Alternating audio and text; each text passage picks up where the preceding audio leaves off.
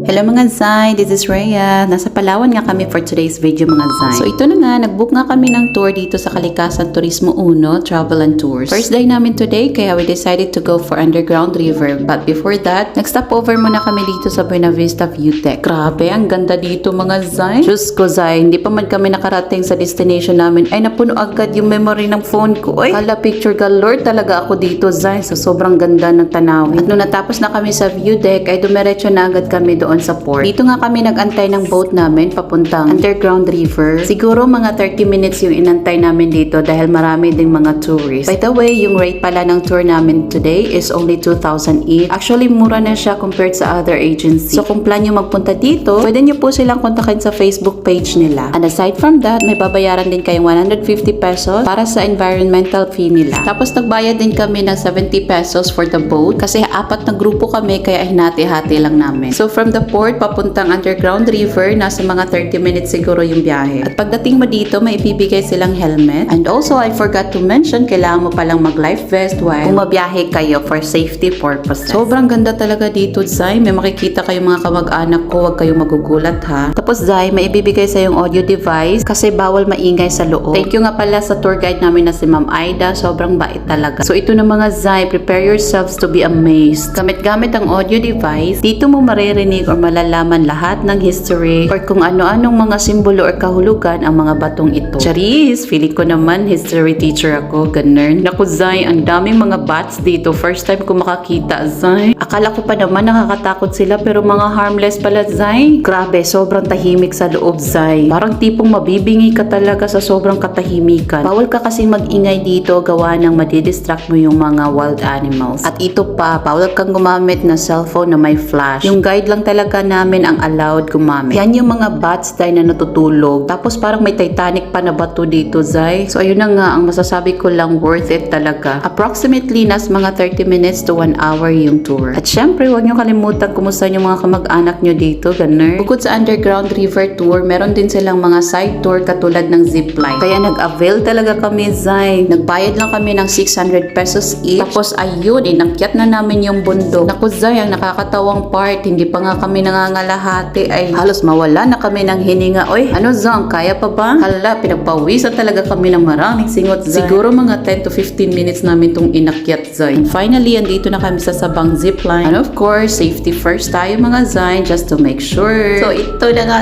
Zay. Grabe ang experience namin dito. Naku, ako pa sa inyo, i-try nyo to mga Zay. Worth it talaga. At nung natapos na kami sa tour namin, ay dito na kami nag-lunch sa Kakaoyan Restaurant. And that's our first day here in Palawan.